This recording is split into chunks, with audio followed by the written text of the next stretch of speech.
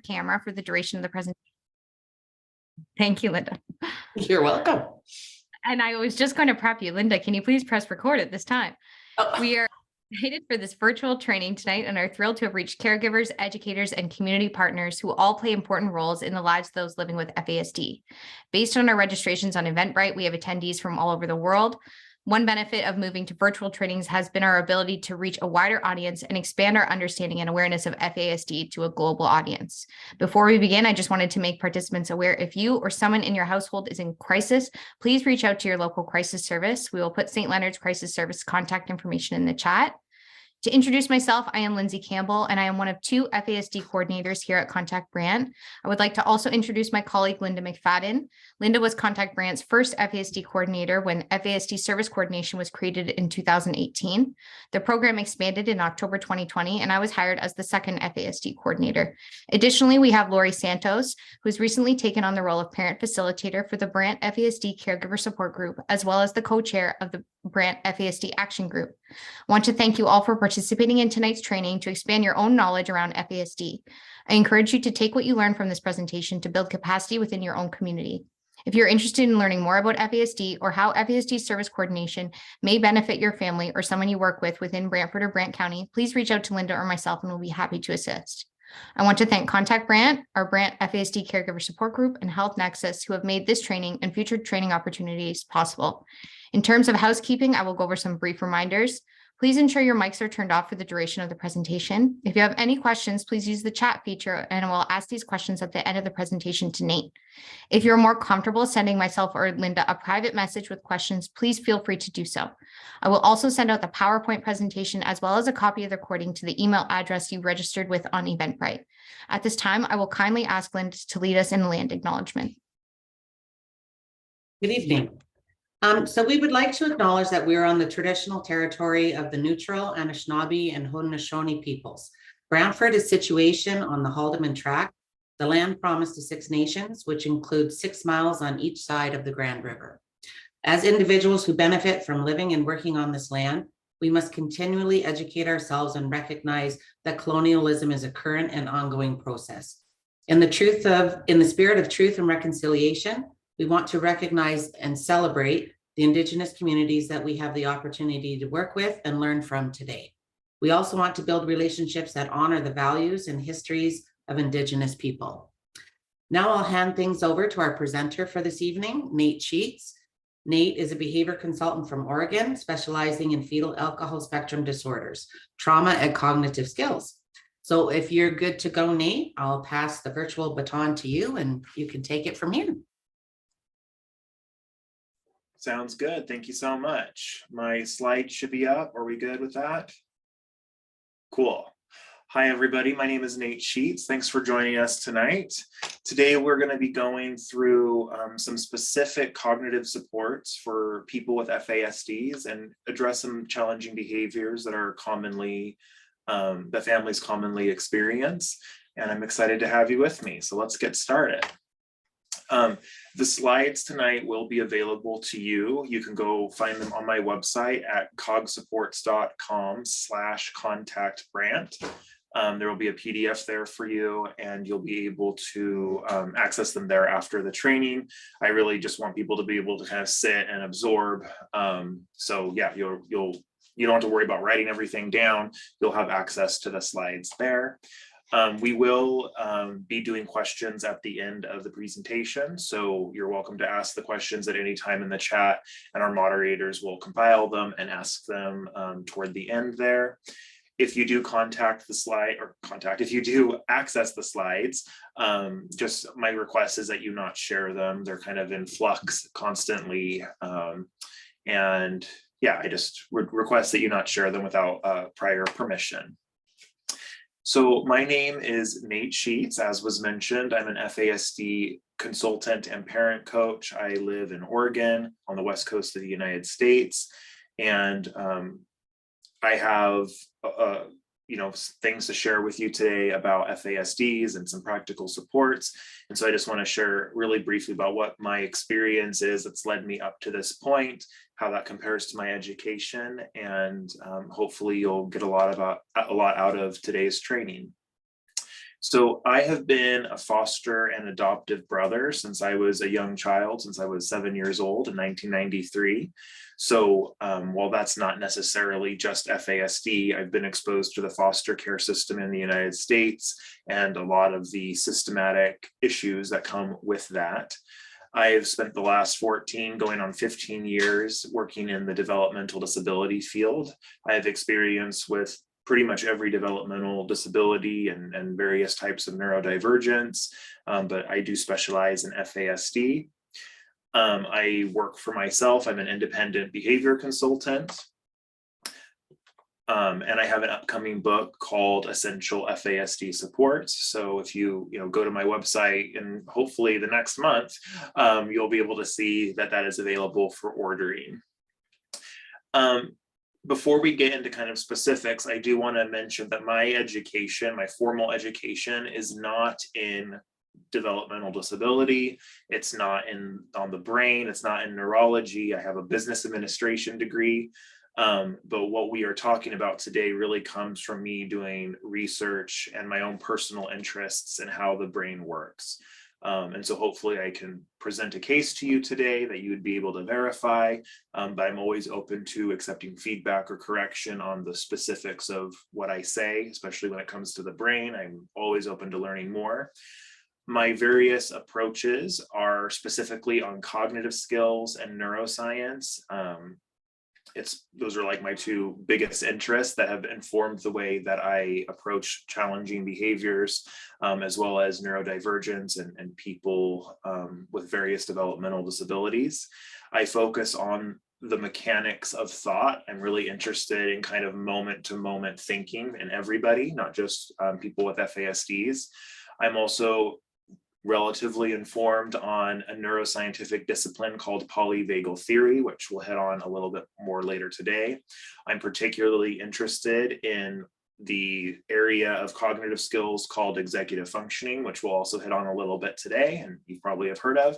And I'm also very interested in neurodivergence or neurodiversity.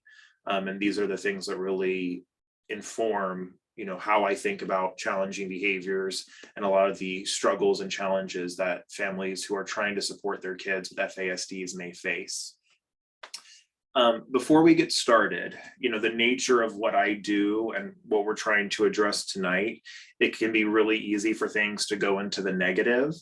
So I do want to acknowledge up front that there's a lot of people with FASDs out there. And when we're talking about such a large group of people, of course, there's going to be strengths within that. And often what we find is that people's strengths can actually hide their disability and make it harder for them to find support and make it harder for them to even understand what's going on here. Why am I struggling when I can do all of these things? People, both kids and adults with FASDs, they can be great with animals. They can be good at expressing themselves and speaking. They can be very empathetic toward other people. They can be successful in a wide variety of jobs and occupations, including childcare, customer service, food services, and caregiving and social work.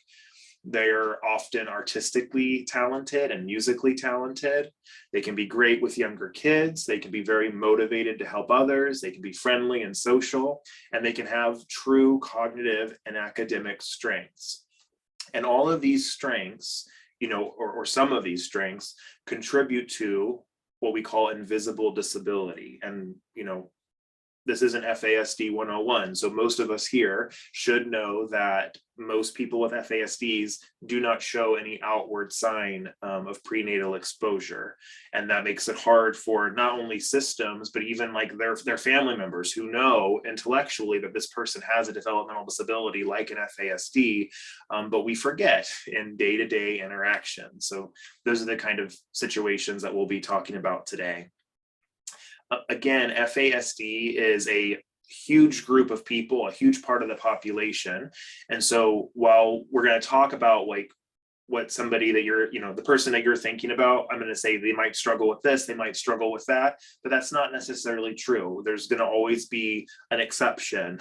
And so we really want to individualize whatever supports that are proactive or however we're reacting to situations. We want to individualize that to the person and how their brain works. So each situation must be looked at individually. Additionally, and we'll hit on this a little bit tonight, everybody is different, and there are several considerations that we need to be making that are not FASD. So not everything is going on because of FASD, but we want to take those into consideration as well. So why can it be hard for families in particular to support someone with an FASD? There's kind of two major areas that I look at when trying to answer this question. And the first is the emotions of it. And, as a behavior consultant, people come to me asking for help for challenging behaviors. And my job here in Oregon in particular is to assess challenging behaviors and come up with a theory as to why the behaviors are happening. So there can be a lot of things going on.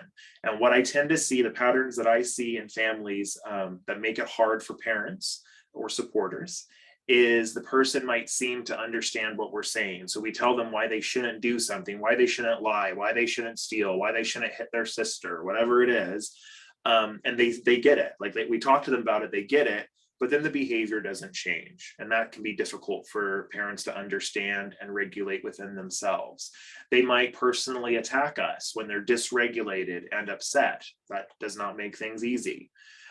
They can seem manipulative and intentional in their misbehaviors, which is why it's important that we have an interpretation that maybe opens the door to perhaps this isn't intentional, perhaps this is more of an automatic brain thing. And those are the behaviors that we're talking about tonight. And it can be easy for those supporting the people, whether it's their parents, their siblings, their extended family, their teachers, the systems that are supposed to be supporting them. We can forget how hard it is for them to be living as a neurodivergent person in a very neurotypical centric world that, a lot of the times is essentially telling them, you got to try harder, you got to stop doing this, without providing necessarily appropriate support to help them be successful with that. And so systems, school systems, the justice system, therapy, mental health systems, they can frequently be unhelpful because of the lack of knowledge and education around what FASD is, and even more important, how do people with FASDs think? How do they need us to support them in daily life so that we can start to see some success when addressing issues? The other area that we want to consider is like the practicality of support. This doesn't apply to everybody, but some people with FASDs, they need constant supervision or they need inconsistent supervision to meet our basic expectations of them. In other words, they can't do it independently. But when we don't provide them that support and they're not successful in meeting those expectations, it's very easy to point the finger toward them and blame them and punish them when we weren't actually providing the support that they needed, usually because our interpretations of what is going on are maybe a little bit off. Some people with FASDs might resist support. So like we might be willing to provide supervision or any other kind of support, but they might be resistant to it if they feel like it's going to point out or draw attention to the fact that they are, neurodivergent or that they're not normal compared to everybody else. It can be practically difficult to meet their needs. So we might know at home, this kid needs supervision, but then the question is, does the school agree with that? Or do maybe some of this kid's strengths hide the fact that they need supervision or they need, continual help with work, or they just need specific supports. And that can go through various systems, including school, therapy, and staffing and respite services. So there's practical difficulties as well. So what I'm going to be walking us through tonight, and my general ideas about behaviors, were really triggered by this quote by Dr. Ross Greene, and he wrote this in the book called The Explosive Child. I'll mention him a little bit later in terms of what he has to contribute to everything. But this quote, your explanation guides your intervention. Your explanation guides your intervention. So your explanation of why the heck is this behavior happening guides the way you respond, the way you intervene, and the way you approach that behavior. So what we're going to look at is what happens if we think that a challenging behavior is intentional, which is usually our gut reaction, versus if we attribute it to something else, like perhaps the person cannot be successful in regulating this behavior or regulating their impulses because to do so demands a skill of them that they can't access or that they haven't developed. When we see a behavior and we interpret it as intentional, it's naturally going to move us in the direction, no matter our role, parent, teacher, whoever, we're going to naturally go toward punishments. We're going to naturally try to bribe the person by offering a reward. We will lecture them and tell them why they shouldn't have done that, and tell them what they should have done or what they can do next time, and just give them information that we've probably already given them several dozens of times beforehand. We'll ask them ineffective questions like, why did you hit your sister? Because they're not going to give you the answers that I'm going to give you for why these things might happen. You know, they're going to look at the surface level, just like most adults do, and say, my sister made me mad, so I hit her. But it goes way deeper than that for the vast majority of people. And so those are the things we want to be aware of. And various systems will eventually, as they interpret behaviors as intentional, start ramping up things. So they might suspend the person. Somebody might become displaced from foster home to foster home, or from school placement to school placement. The justice system might eventually get involved and arrest the person. And all of these kind of come when we interpret the struggles that somebody has, especially around challenging behaviors, as being intentional. If we take more of a skill-based approach, it will naturally move us in a different direction as we try to intervene or figure out what to do about this. If I interpret a behavior as being an issue of brain-based impulse control, this kid struggles to, not swear because they just do it, right, without thinking. It's not that they're considering, should I swear, and then making the choice to swear. It's that they're just doing it. And many behaviors can fall into that.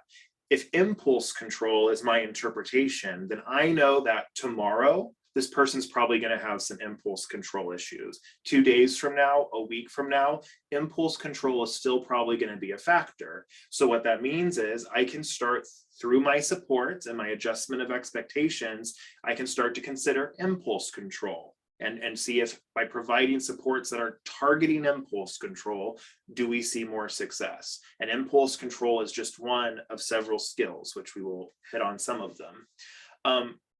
Because FASD is a type of neurodivergence, it's a developmental disability, we know that people with FASDs need accommodation. So when we are interpreting things through the skill lens, we will be much more inclined and happy to accommodate, because that's what we have to do for disabled people, which is totally fine. It helps us to think differently about what's going on. We can take things less personally. We can be less reactive because we're looking at things not as intentional, but as the issue of not being able to access a skill or having not yet developed a skill. And there's a few other benefits that are listed here. So when we can reframe challenging behaviors like this, it makes things easier on us emotionally, which for a lot of us is something that we need. It allows us to problem solve in various different ways. And eventually, once it's developmentally appropriate and the person is willing, we can start to teach the person about their brain so that they can have an understanding of the fact that I struggle with impulse control sometimes. It impacts my life, it impacts my relationships, it makes things not go the way that I want them to go into, or one of various other cognitive skills. So hopefully for most people, we can eventually give them the language that they need to start understanding what's happening in their brain and their body on that skill level. I'm also going to argue that it is more accurate to take the skill-based interpretation of challenging behaviors than us relying on our gut feelings about why behaviors happen. And the problem is we have gut reactions and gut interpretations, and we trust them. Right. And it takes work for us to say, hold on, maybe there's something bigger going on here, especially as things are playing out moment by moment. When we take if somebody takes a more traditional view of behaviors and skills, they tend to think things like children learn acceptable behaviors through punishment and reinforcement. So good behavior is reinforced, bad behavior is punished. That's an antiquated, I can't pronounce that word. It's an old way of thinking about behavior, right?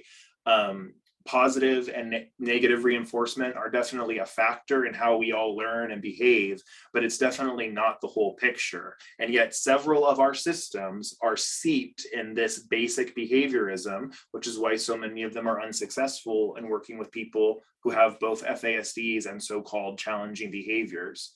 Traditional views of behavior believe that when a child or a teenager refuses to do something, you know, we have these little phrases, well, they want to be in control, right? Or they just want to get what they want. And like, that's kind of the surface level interpretation, but it doesn't dig deeper into what is driving the person to get this supposed control that they're looking for. It's seen as an intentional thing that they're doing. When children or teens have bad behaviors, it's a reflection of their character or even their parents' parenting abilities. So if you're a parent of somebody with an FASD, you probably have felt judged by other people who think that you're doing something wrong. Otherwise, why would your kid be behaving in this way? But of course, it's much more complicated.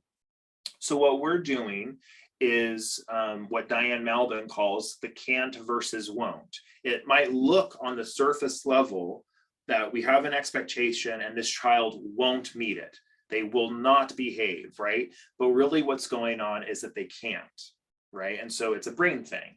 So when we take this lens, we start to believe and understand that supposed challenging behaviors happen when someone is expected to use cognitive skills that they do not have or cannot access. We are generally going to assert that children and teenagers, they want to be successful, but they need supports to do so, especially if they're neurodivergent and they're living in a society that frankly doesn't understand them. Society does not understand different brains. We're getting a little bit better, but it's a long process. And so skills, right, when we want to teach skills, they are learned when our expectations and our interactions and the situations that we put somebody in are appropriately and proactively supported. That's when the skills will actually get learned versus putting them in a situation that they're not equipped to handle. That becomes overwhelming and things are not learned. And in fact, negative things can be learned and absorbed by those situations. So FASD in particular, like I've been using the word cognitive skill, it impacts certain cognitive skills. And again, there's always an exception. So not everybody will struggle with everything, but generally speaking, people with FASDs are going to struggle with processing verbal language in real time. So at the rate at which I'm speaking for this presentation, for many people with FASDs, especially when they're younger, it would just be way too quick of a pace of conversation. And that's how most interactions go for everybody, right? Most of our interactions are verbally based. And I occasionally, like, I'll talk about this to the parent and they think, well, no, I think my kid processes verbal language pretty well. So I say, put a pin in that. Because there are sometimes situations where it looks like somebody's processing what's being said in real time, but it's being hidden for a reason. So is it possible that some people with FASDs process verbal language instantly? Yeah, it's possible, but definitely not what we want to assume. People with FASDs will struggle with various executive functioning skills, which is a bunch of skills, things like our moment-to-moment attention span, our impulse control, our ability to resist distractions, our ability to plan and problem solve, to transition from one thing to another or one thought to another, self-monitoring when we are doing something and it's not working, to be able to realize this isn't working and to do something else. There's many different skills that fall under executive functioning. Also under that is more advanced emotional regulation. So things that therapy tends to teach fall under executive functioning, which is one reason why maybe therapy, talk therapy, is often not helpful for kids with FASDs, because the coping skills we're teaching are actually more advanced executive functioning skills, and they might need something more basic. People with FASDs also tend to have slower processing speed, which means that information is going to be picked up inconsistently and slowly, and that there's a lot of distraction that can happen. So as their brain's trying to process some piece of information, new things that are happening while that's happening can act as a distraction. And so processing can be clunky or slow or inconsistent or inaccurate. And all of these essentially lead to memory issues. So people with FASDs tend to have some sort of memory issue. I find amongst my clients that it's really variable. So it's not always long-term memory. It's not always short-term memory, but it tends to be something. So some people seem to have pretty good short-term memory, or what we think of as short-term memory. But then as time goes on, they can't remember as well. And then sometimes that's swapped. There's also specific distortions of memory that are known in people with FASDs, like confabulation. You may have heard of that term, when the brain is actually creating a distorted memory or retrieval of information through trying to do a process. So we can expect that people with FASDs are going to struggle with most of those cognitive skills. There are other cognitive skills, and whether or not people with FASDs struggle with them just kind of depends on person by person. Research here in the United States on families of children with FASDs suggests that parents who understand the brain-based reasons for challenging behaviors are more likely to be proactive. So instead of reacting to behaviors all the time, we get a little bit better at thinking ahead and putting a support in place to help manage the situation, which is fantastic. We definitely want to be doing that. And they feel more successful in their parenting. And a big reason for that is we start to adjust our expectations and realize some things are just going to happen, right? It's just going to happen. It's not a failure on my part. It's not a failure on my kid's part. It's the result of having an FASD, right? And in the situations that we're putting this person in.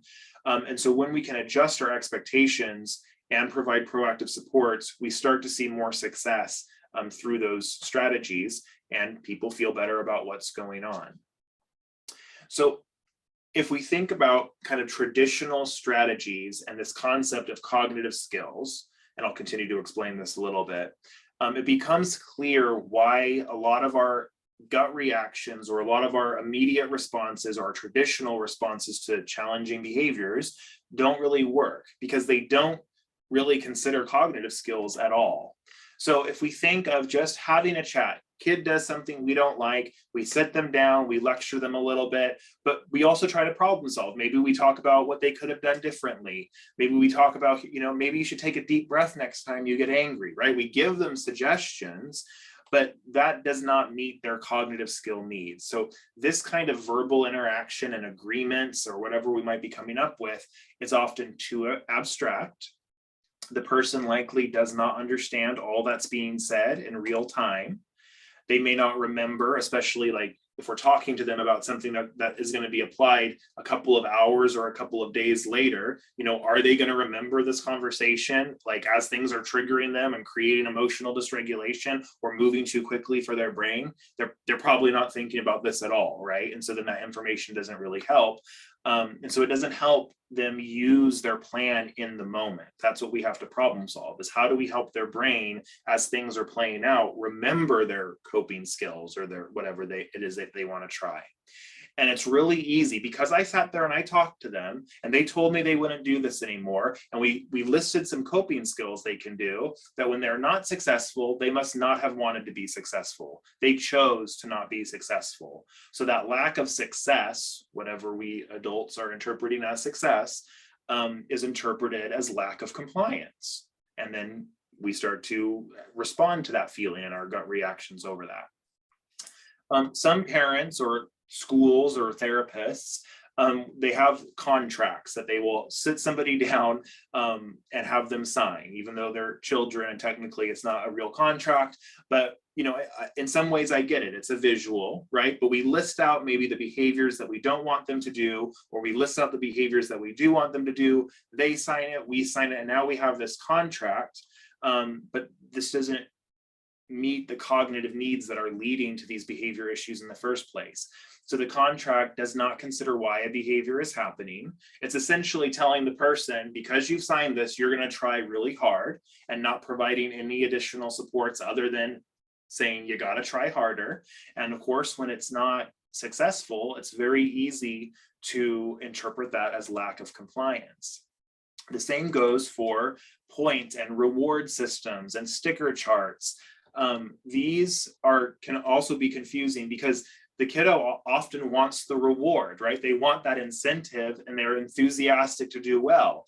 And it's very easy for us to take that enthusiasm or motivation and think, this is the key. If they're enthusiastic and they're motivated, they're going to be successful. But motivation to be successful at one point does not provide any tools in of itself later. So they're often enthusiastic to do well, but then most point and reward systems, the vast majority, do nothing to support those in the moment cognitive skills that the situation is demanding of somebody.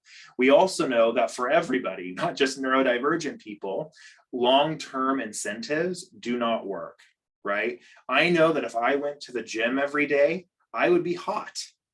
But that knowledge and that incentive does not give me the practical daily executive functioning and drive to get myself to the gym every day. It also doesn't solve other problems that might be influencing why I might not go to the gym. It doesn't give me money or resources. It doesn't give me more time in the day. It doesn't get me out of poverty if I'm in poverty, and that's impacting my life. It doesn't do anything for my relationships.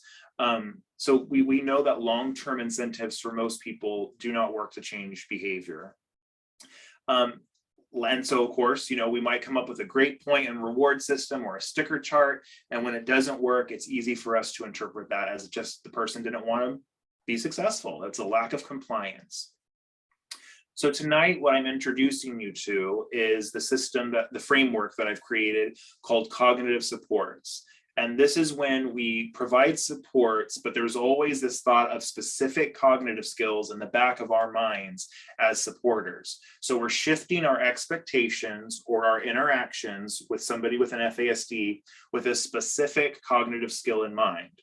So just as a quick example, if I give somebody time to think about what I just said, and I let them think about it while I'm standing there being quiet, it's a cognitive support if I am thinking of, I'm giving them time to think because I don't want them to impulsively answer my question, right? So that's impulse control. That's the skill in my mind. I might do the exact same thing, but have a completely different skill in mind. I'm going to be quiet and give them time to think so that their attention span can actually think about my question. So then in that case, the skill in the back of my mind as I'm providing a specific support is attention span. And so that's what cognitive supports are. And there are different elements and phases to the cognitive supports framework. The first is that our understanding and us changing our lens and our interpretation. So that's what tonight's presentation is essentially centered around, is a different understanding of what we could be doing. We also want to get better at being proactive, at thinking ahead and realizing that a lot of these issues, we're not going to be able to teach somebody skills by constantly reacting to them or in how we react to them. That doesn't teach them stuff. What is more effective at teaching skills is when we can proactively catch something and collaborate or come to an agreement or just change our expectation if that's what's needed. Adjusting expectations is a big part of the cognitive supports framework, especially for people with FASDs, because we know that living in a neurotypical world and going through these situations where people are expecting us to act neurotypically are unreasonable expectations. So if a situation demands fast processing speed, and somebody with an FASD has slower processing speed, that is an unreasonable expectation. If I expect my kid to sit down and do 20 minutes of homework, which demands many things, but let's just say that demands 20 minutes of attention span, and this person with an FASD can only hold their attention span for 30 seconds at a time before getting distracted, that is an unreasonable expectation. So we begin to make those adjustments. A large part of what we do in order to support cognitive skills is shift our approach toward the person and our interactions with them. So the example I gave of just giving somebody time to think, that's an example of shifting my approach. Also, the physical environment might be changed to support somebody's cognitive skills as well. And we're moving by putting these first four elements of the cognitive supports framework into place.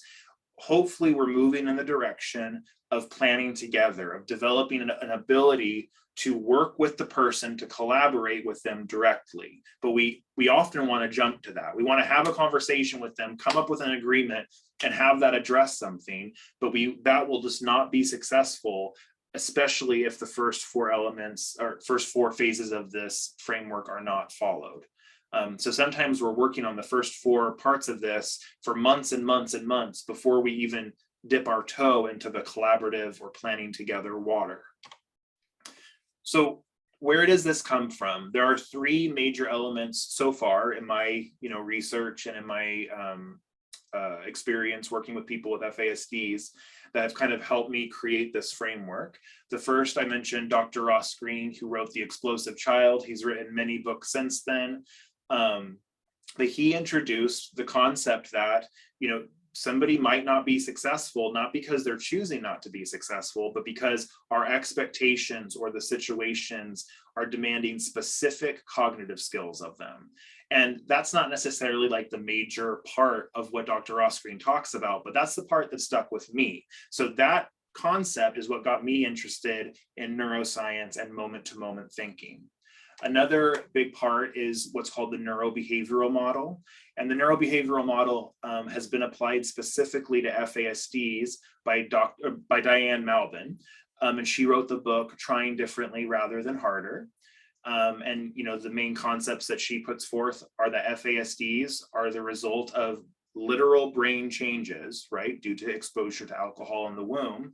And so because this is a brain thing, because we can't just wish this to go away, we as supporters and systems need to adjust our expectations and think about how their brain might be impacted by FASDs. And to make sure that whatever we're coming up with as a solution actually works for their brain with an FASD. And the last major element that really informs what I do, and you will see it a little bit more later, is this concept of polyvagal theory. Polyvagal theory is a discipline within neuroscience developed by Dr. Stephen Porges. The book Beyond Behaviours by Dr. Mona Delahook is a great book that introduces this to parents. And this talks about the real deep brain stuff. It's not about FASD, but it's about how we respond to stress, trauma, and threat, and how that will impact our cognitive abilities, both as parents or as somebody with an FASD. So the cognitive supports framework that I'm talking about today, even though I'm a behavior consultant, it's really not necessarily about getting rid of behaviors or addressing behaviors. It's about being proactive in how we support somebody. And by making things reasonable and by being proactively supportive, we find that this naturally starts to decrease some of the challenging behaviors that people have. When their brain can feel safer, when their cognitive skills are supported, the difficulties that lead to those challenging behaviors start to go down. On the outside, what is very easy to see, we see behaviors, we see risks, and we see struggles. So people might come to me to get help with impulsive behaviors that their kid is having. They come to me often to try to problem solve lying or what appears to be lying, or stealing or what appears to be stealing. Both of those are common in people with FASDs. Risk taking, inability or refusal to stick to a task or start a task. And a task is like a literal, task that we do, but also goes deep into the brain, a thinking task. Some people avoid or refuse to start certain cognitive tasks. That's how deep this goes. Refusal to do schoolwork, emotional dysregulation or regulation challenges. Some people, but not everybody, with an FASD might struggle in their interactions with peers, right? For various reasons. They might have difficulty sustaining relationships over time, and especially like independently. And there's an increased likelihood of criminal justice involvement because people who aren't supported don't do well, and they start to go against our moral values and what the neurotypical society expects of them. And then we come down on them and we start to put them in systems like the criminal justice system that are not equipped to provide proactive support. They don't even necessarily see the need or understand the need for proactive support because those systems are usually based on punitive responses. I'm speaking generally there, of course, there are exceptions. So what we see on the surface are all of these kind of surface level behaviors and how the issues manifest themselves, but there are things that we often cannot see because they're happening in the brain or in the body. So slower processing speed. It is usually not evident when somebody has slower processing speed. They're not sitting there looking confused. They have adapted. And whether it's FASD or any other kind of neurodivergence where there's slower processing speed, it's not necessarily going to be obvious. So they may not catch all that's being said to them or all that, we're telling them what our expectations are. They are not necessarily catching all of it. Or if they do catch it, the question is, does their brain remember it and use that information for the next however many minutes or hours or days that we're expecting them to use the information? So in other words, it can forget very easily what's being said as the brain is encountering new pieces of information. The brain doesn't think about consequences, right? A lot of parents, they seem to me to have this interpretation that my kids stood there, they thought about something like the consequences, but they made a wrong decision anyway. And that's usually not what's happening. The brain is not using the information about consequences to inform itself about what's going on or what it needs to do millisecond by millisecond by millisecond by millisecond. We're talking about very short periods of times where the brain needs to be clicking together a bunch of pieces of information. And so what this leads to, especially with younger children, is that in impulsivity, their body is moving before their brain is thinking. The body does things before they're consciously aware of what they are trying to do. And this can improve, as the brain develops, but it can be very confusing to everybody as it's happening. Oftentimes, not always, but oftentimes people with FASDs are also desperate to appear normal. So if that's something that's on their mind to whatever degree, that could be influencing some of their struggles. And the brain can get stuck and not process information in the same way each time it's trying to access the information. So they might be able to remember something on one day, but the next day we know they're not necessarily going to remember it. They could master a task on one day, but then 2 days later you ask them to do the same task and either they can't do it and they try, or they can't do it and they refuse, right? Because the brain can't easily access that information. So just to kind of visualize in the best way that I can visualize to everybody how I interpret situations, it's through ingredient cards. So every situation, every expectation, and every interaction demands cognitive skills, right? And we don't necessarily know that we're demanding anything. We think we're just having a chit chat, but we are demanding skills. So I think of it, as I said, kind of as a recipe card. That this is applicable moment after moment. So having a friend over, if I have a friend over, my brain is such to where that it doesn't seem like anything's being demanded of me, right? As an adult with a little bit more developed executive functioning, it is so easy to me that it seems effortless, but it's not effortless, right? Moment after moment, as I'm interacting, my brain has to be using its attention span. I have to be resisting distracting thoughts or distracting stimuli, impulse control, emotional regulation, flexibility. If I'm playing with a friend, if I have a friend over and I'm a kid and my friend wants to do something differently than what I was thinking, and I want to adapt to that, that demands flexibility of me, et cetera, et cetera. There's many different skills. And again, what's being demanded isn't just for the whole having a friend over situation. These are being demanded moment after moment. Another example is an expectation to sit down and do 5 minutes of homework, right? 5 minutes seems easy. You should be able to do it, but what's being demanded of the brain, even in those 5 minutes, moment after moment, an attention span, which is the foundation of all executive functioning. Resisting distractions, impulse control, self-monitoring to make sure I'm doing my homework correctly, shifting from one problem to another, or transitioning my thoughts in the way that the homework is demanding.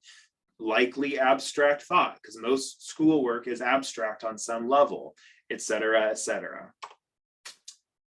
What about having a talk with their parent, right? A 3-minute talk with a parent. We think that should be easy, but in those moments, moment after moment, various different skills might be demanded. If we're talking about something that's maybe a little triggering or dysregulating, they need emotional regulation throughout that entire 3 minutes, which is an advanced cognitive skill.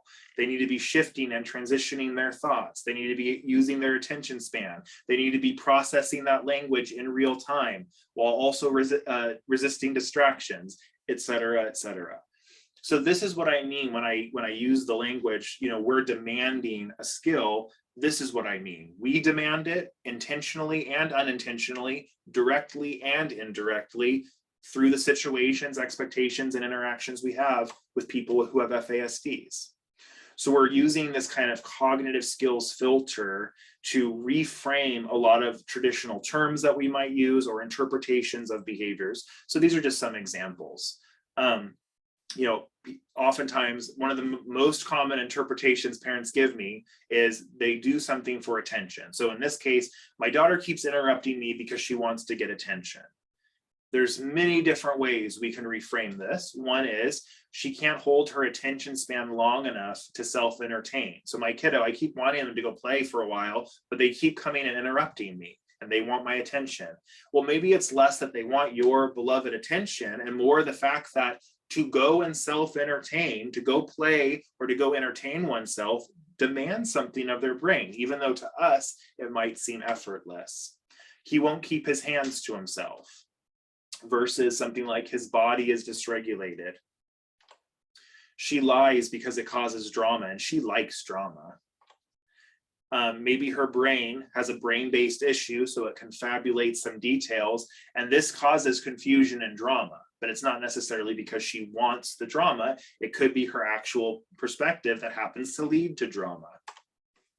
He's such an asshole or a brat or whatever language we might use versus his brain can't regulate his stress right now. So he might be lashing out at me, but this actually isn't about me. This is about his inability and lack of skills to regulate his stress. They just don't want to do their schoolwork versus they don't have executive functioning fuel to do their schoolwork right now. And we'll talk a little bit more about executive functioning fuel a little bit later. So what I try to do is help parents and teachers and therapists focus not on big issues like the behaviors themselves, but on the little moments of interaction. And I think that there are benefits and drawbacks when we do or when we do not focus on little moments of interaction. When we do, it helps us to understand what the person is going through. We can imagine, right, and empathize with, what if I couldn't hold my attention span for more than 10 seconds, 20 seconds, 45 seconds, right? And I had to sit through this training, or I have to do my daily job that I do every day and I don't have that attention span. Or what if I couldn't keep my mouth shut when I had a thought? And so I'm constantly offending people with my impulsive statements. Those are the little moments that we want to start thinking about. It allows us to think practically, and we can problem solve and eventually include the person in, how can we help some of your impulse control issues, right? After we help them develop an understanding of what those issues are. We can try different supports, and because this is a complex brain thing, we're going to try different supports and not be worried about it failing, right? And not be worried about it succeeding the first time. We're going to try different approaches to see what works, even just some of the time. Does me giving time to think for them help them think things through 50% of the time a little bit better? And if so, maybe it's worth still doing. Does me taking the time to visualize something instead of relying on verbal interaction, does that help them process or remember even a little bit better? That's the kind of stuff that we're going to be trying. It helps us to remember that what's going on is a brain thing, because that's a moment-to-moment concept. When we don't focus on little moments, but rather we stay focused on surface level behaviors or our own anxieties about what might happen to the person as they get older, we continue to hold them to expectations that they can't meet. We often then blame them for failing to meet our unreasonable expectations, we being parents or systems or people within the systems. We can very easily establish a negative interaction pattern. So we become reactive. They become reactive toward us, we become reactive toward them, and that makes collaboration and drilling and problem solving very difficult. and we start to look for solutions that don't actually solve the moment-to-moment cognitive struggles. So I'm going to take you through a few essential supports today, and then also tag on a few things toward the end there. But the first essential support has to do with safety and connection. So we're going to be supporting a person's subconscious sense of safety, as well as our connection with them. Everybody's brain, and whether or not we have an FASD, learns, reacts, or responds in very tiny time frames, in milliseconds. And it only takes a millisecond for something to become too stressful or too demanding on the brain. And this is especially true if you're neurodivergent and or you've been through some stuff, you've been through some trauma or ongoing stress.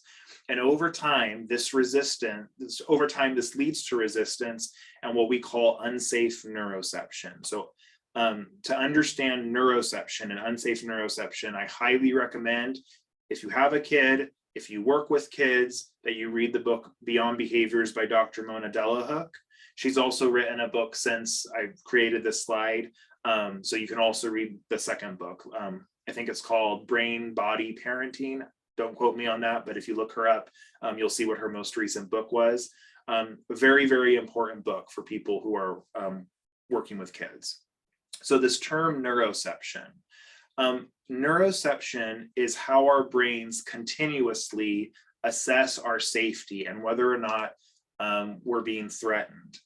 And what we're talking about here is it's not a conscious executive functioning skill. This is a deep in the brain, bottom of the brain, subconscious, autonomic system that's developed in utero and is activated, before we're born, but essentially when we're born.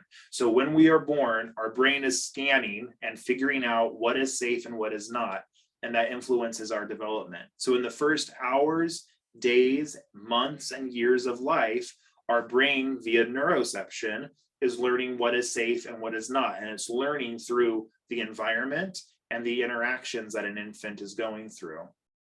If an infant has safety and connection with adults, it's going to teach neuroception certain things about the world. If that is not there, so if there's stress, if there's trauma, including medical trauma, right? Even if there's loving adults, but early trauma and stress to the body or full-on abuse and neglect is going to change neuroception's view for that person. So their subconscious brain will begin to think that the world is a very dangerous place.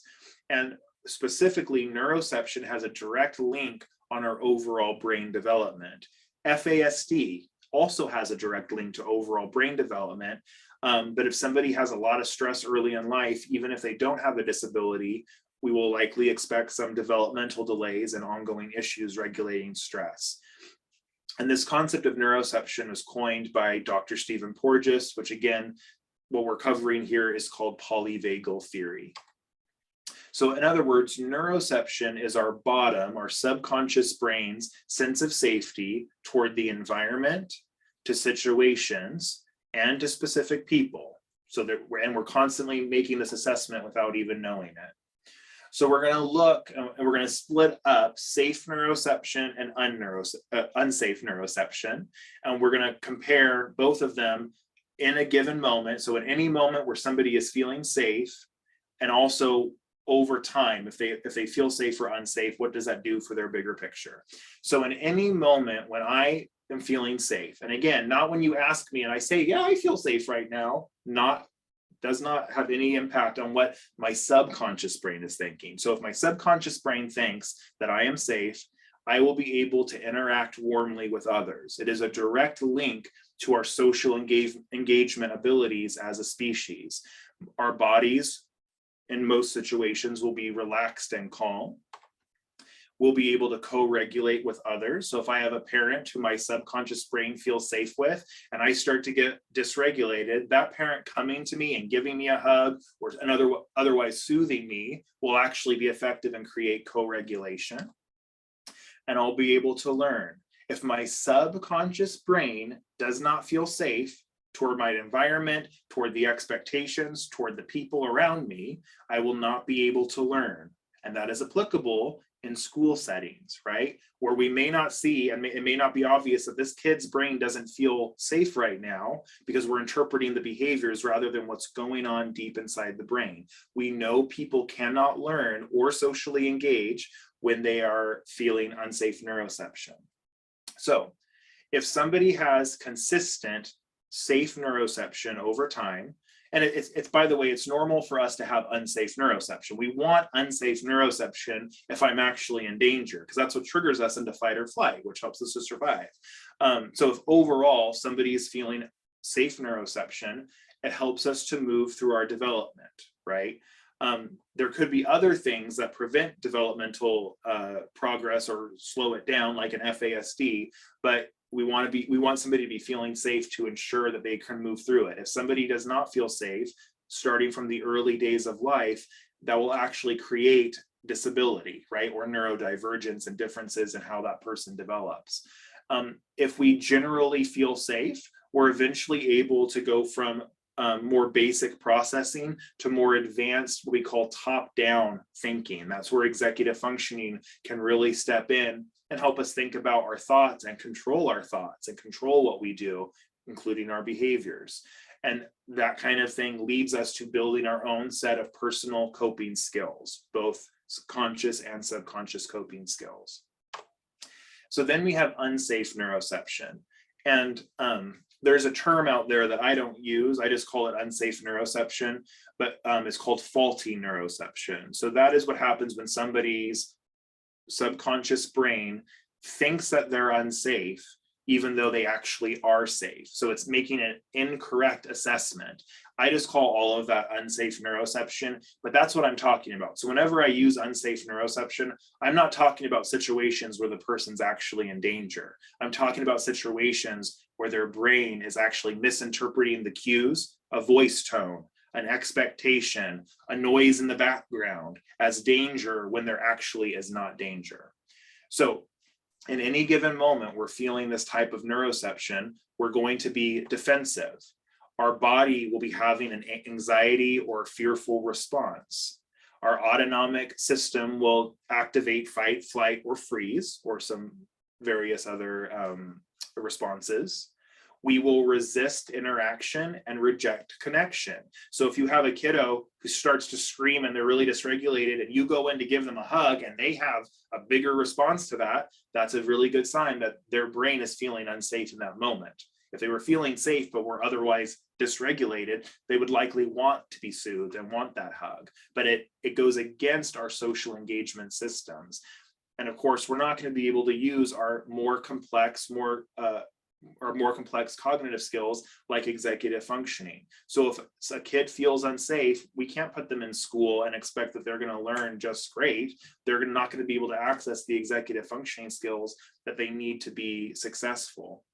And when our brain starts to send us on a defensive brain pathway, fight, flight, freeze, etc., that's when we start to see challenging behaviors, or so-called challenging behaviors. They are a bottom-up response, a defensive response to the brain thinking that there's danger, even though there is not necessarily danger.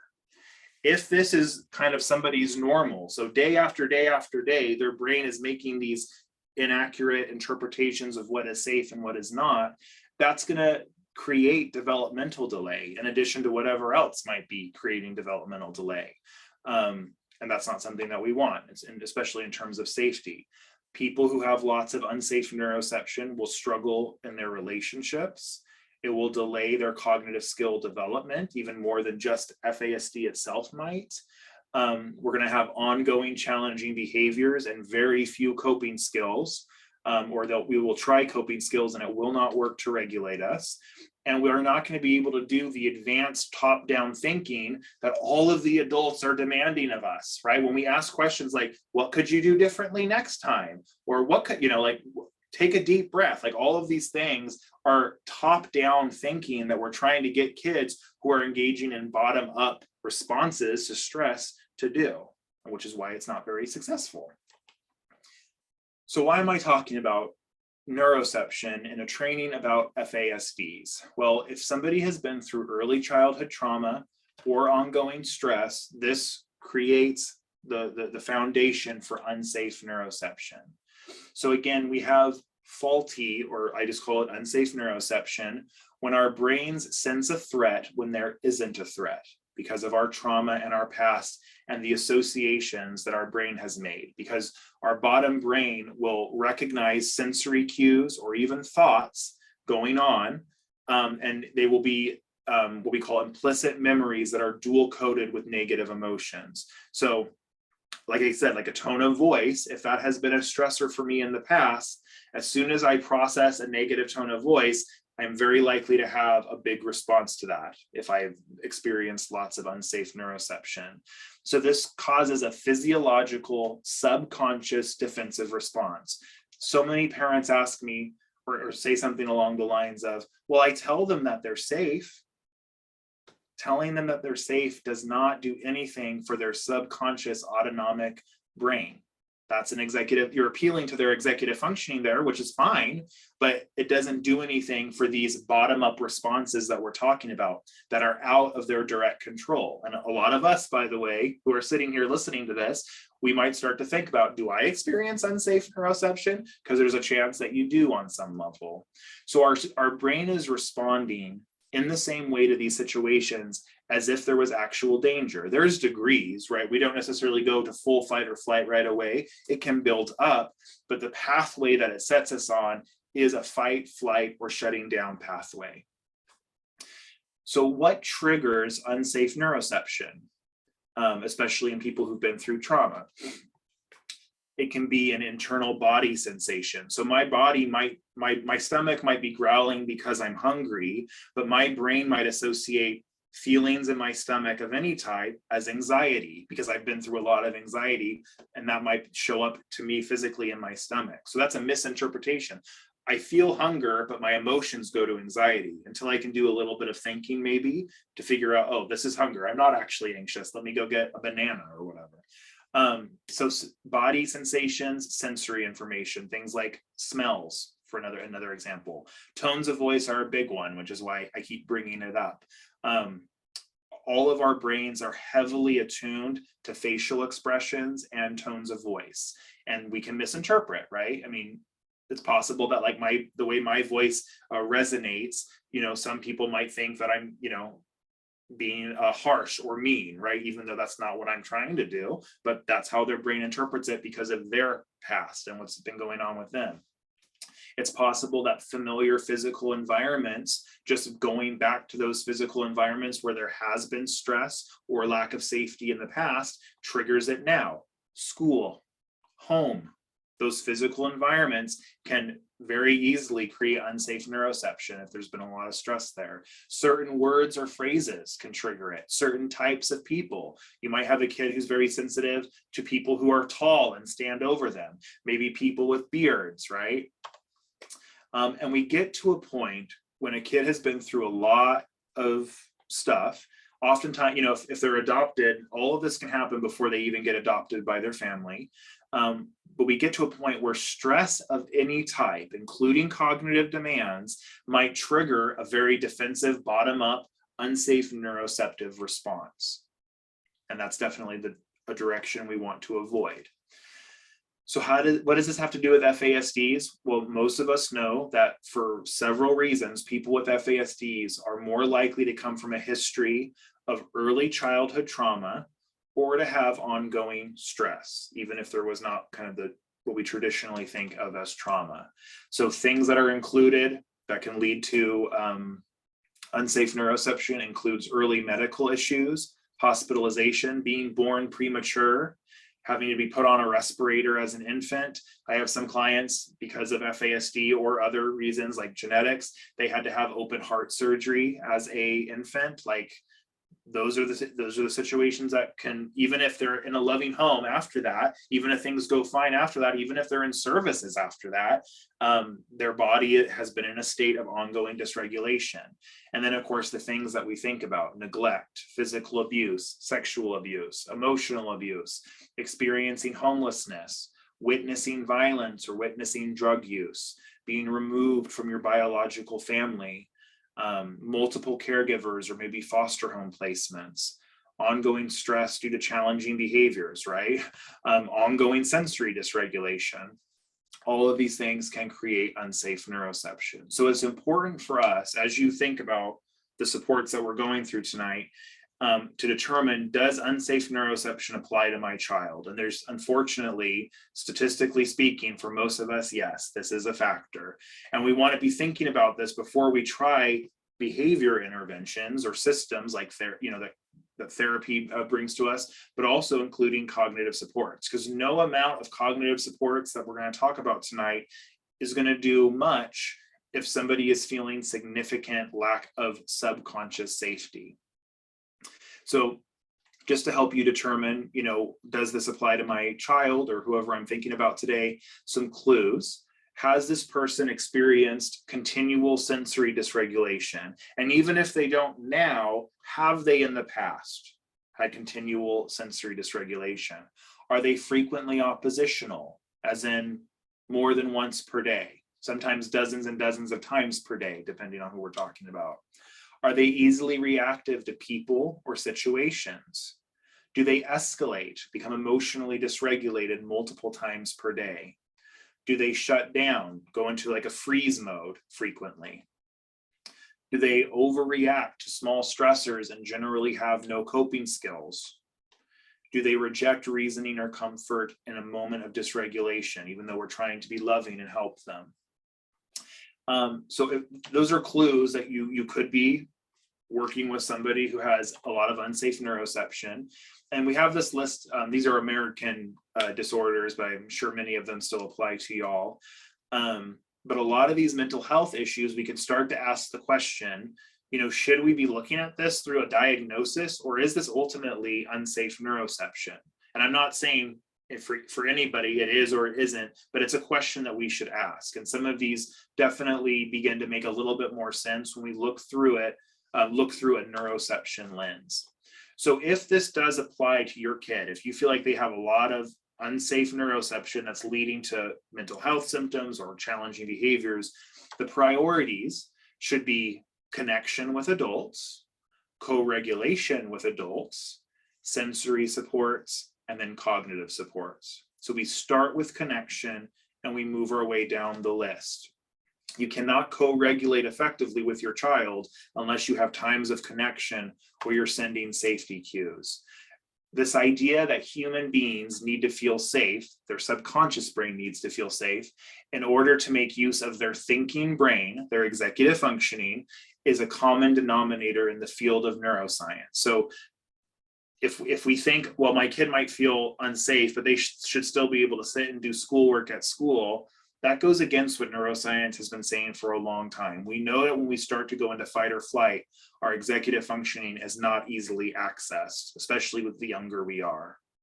So we might need to start with prioritizing connection time. And this applies to every major supporter in a child's life. We need to be having daily connection and preferably have it be one-on-one. Now you're busy, you have multiple kids. You're a teacher, you have lots of multiple kids. So obviously you can't do a 30-minute one-on-one activity necessarily every day, but even having a goal of 5 minutes will start to achieve what we're trying to achieve with this connection time. When we have our connection time, it has to be easy. So if I were to play tag with a kid, but they would get really escalated because they want to win, or it's just kind of working them up, I don't want to do that. I don't want to do things that are going to trigger stress. So it can be something like a sensory activity, for example, brushing somebody's hair. If your kid likes to have their back rubbed, that's usually what I tell parents to start with. If somebody likes to have their back rubbed, there's a very good chance that they will sit there while you do it and not give you any issues with it, versus trying to get them to do a specific activity some kids might be more resistant to. Cuddling, reading together, just something that's very easy and quiet and soothing. And the goal here, as you're doing this, is to send cues of safety to their brain. So I, as the regulated adult, through this time of connection, just by being regulated, am sending safety cues to their brain. And what they're actually doing as they get regulated by that, that's co-regulation, they're sending safety cues to my brain. right? And so when you have a moment of warmth with your child, when you look at them and you're both in a soothed state and they look at you back and they smile and that makes you feel really good, that's co-regulation happening. That's the good stuff. That's what we want.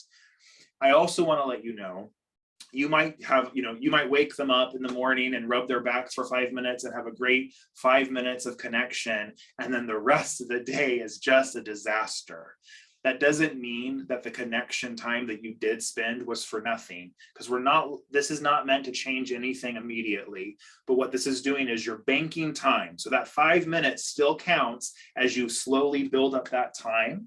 And the goal is, by doing this, eventually, when there's a moment of dysregulation, their brain will be less reactive to you and actually be able to pick up what you're laying down. When you want to step in when they're dysregulated and give them a hug or soothe them or meet a need for them, their brain will start to get more and more able to actually receive that from you versus being reactive. This can take years for some kids. And if we're talking about an older teenager or an adult who's very reactive and has a lot of unsafe neuroception, it's definitely going to take some years. And so we're providing this connection time even without seeing immediate results. So successful time and neuroceptive safety together helps develop co-regulation and paves the way eventually for collaboration and problem solving together. I'm definitely behind, so I'm going to just point out this slide to you. This is in the moment neuroceptive supports. So things that we can be aware of in how our faces or our voices are expressing themselves, and what our bodies are doing in relationship to them, or in what our demands are doing. So just for example, keeping our facial expressions warm, keeping our voice tones a little bit higher, which if you have a low voice like me, you have to intentionally raise your voice. And sometimes we have to, it might sound a little fake to us, but for ultra sensitive kids, it can be helpful. Our body position, sitting down on the ground if my kiddo's already dysregulated, or during our time of connection. Because if I stand over a kid, even if it just seems like a normal everyday situation, some kids' brains pick up on that as a threat. And it may not immediately escalate them, but it contributes to dysregulation. So the first essential support was all that we've talked about, being aware of neuroception and fostering connection. Even if your kid hasn't been through a lot of trauma, if we don't think they have a lot of unsafe neuroception, which is awesome, the concept of banking connection is still going to be potentially helpful, and it's definitely not going to harm anything. So I would still argue that is important. So the second essential support that we want to be doing is giving somebody time to think in everyday situations, not just when we're talking about difficult stuff. And by giving somebody time to think, we are giving their brain time to process. And what I hope you understand is that this is not easy for any of us, because we're very verbally based. We say things, we ask a yes or no question, they give us an immediate yes or no, and we as the adult move right along, right?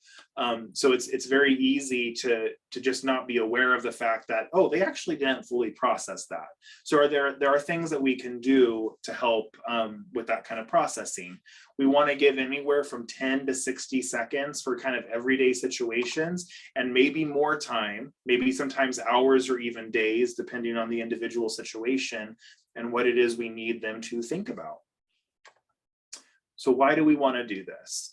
Well, processing verbal language, which is a part of receptive communication, is made up of many different skills. It's not just like one thing in the brain is devoted to processing language and we're good to go. It actually is demanding in of itself an ingredients list of various skills, including executive functioning and processing speed. So multiple parts of the brain, when it comes to processing verbal language, are being demanded millisecond after millisecond. And like I mentioned, processing verbal language is essentially a universal struggle for people with FASDs, and they may not even always realize it, right? You're not catching literally everything I'm saying, right? Even as I'm saying it, and much of what you're catching is being instantly forgotten, but you leave with kind of the sense that you got it, right? But you would not be able to recite everything I said back. The same is true for them, right? They may not realize that they're missing certain elements, and that can create confusion later, or an idea that maybe they are intentionally lying, for example. It can lead to those surface level behaviors that we might think are intentional. I'd like everybody to take a look at this list of words, and I'll give you a second to do this. And I want you to ask yourself if you know what each of these words mean individually. So you're going to look at this list of words and ask yourself if you know what these words mean individually.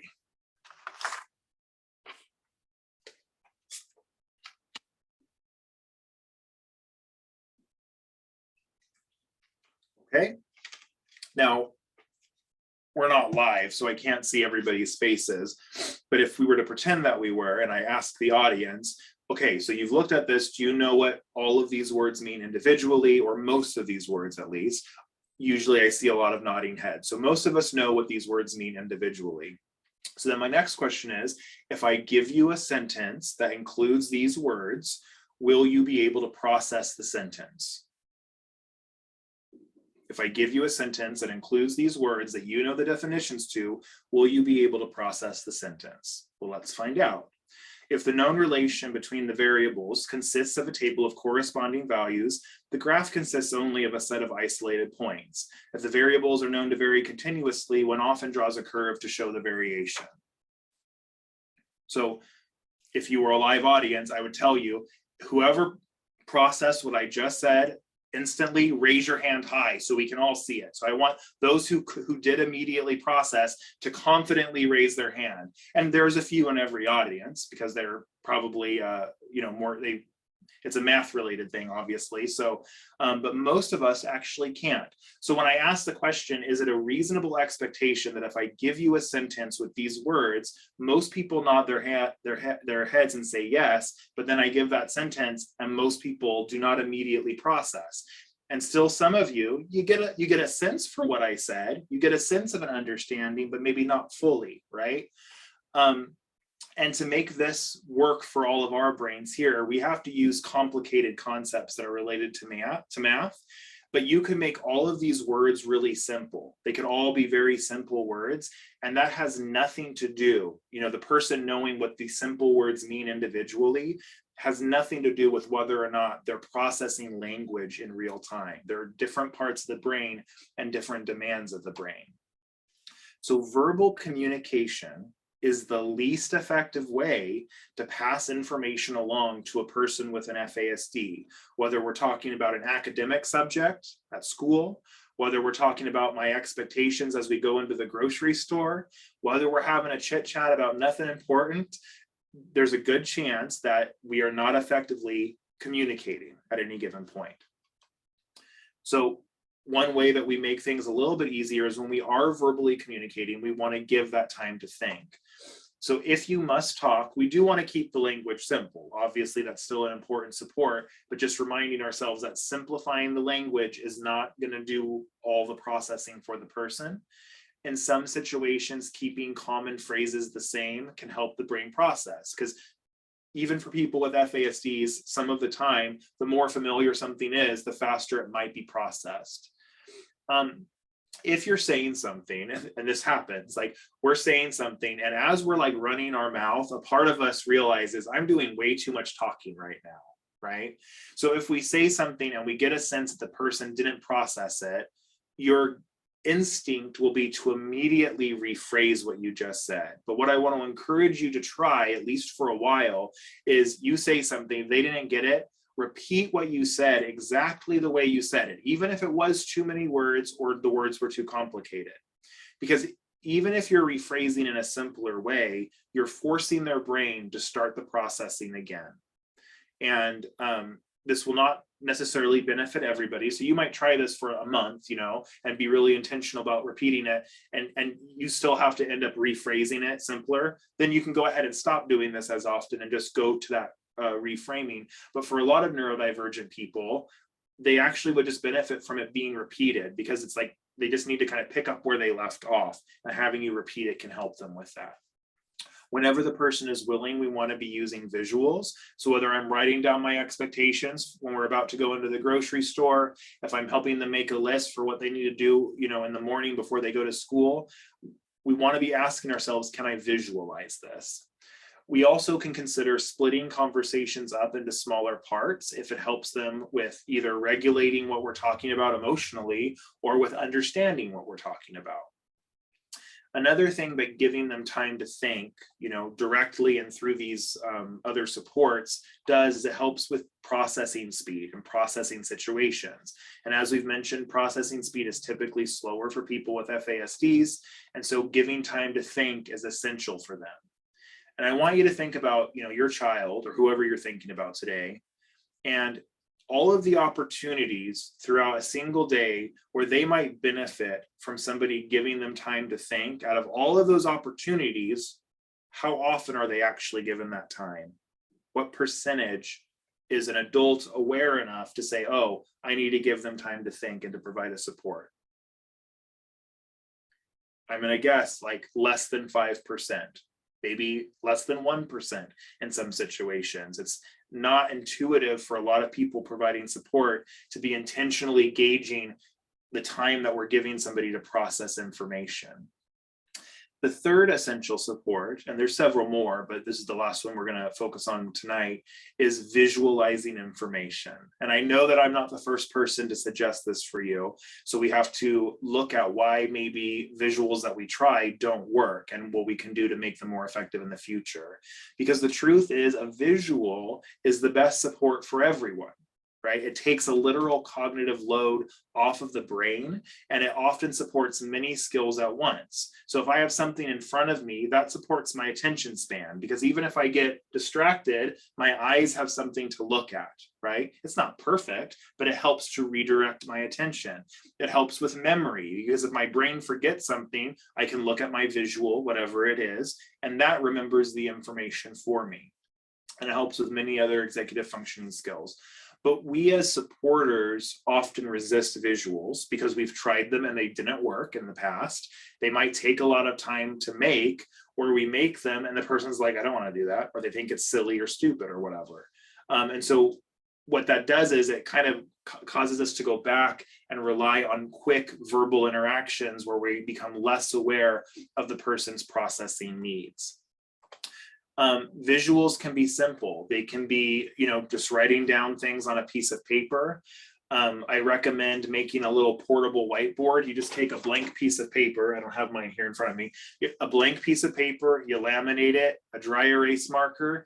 You have a portable little list maker, or you can draw pictures or problem solve together. You can have one in the car, you can have one upstairs, you can have one downstairs, something handy for us as the supporters to grab, because it needs to be handy for us to use as well. Otherwise, we might in a quick moment of making a decision, oh, should I go upstairs and grab the whiteboard or whatever? We might say, no, I'm just going to say what I need to say, and then we move on. So having something accessible is really important.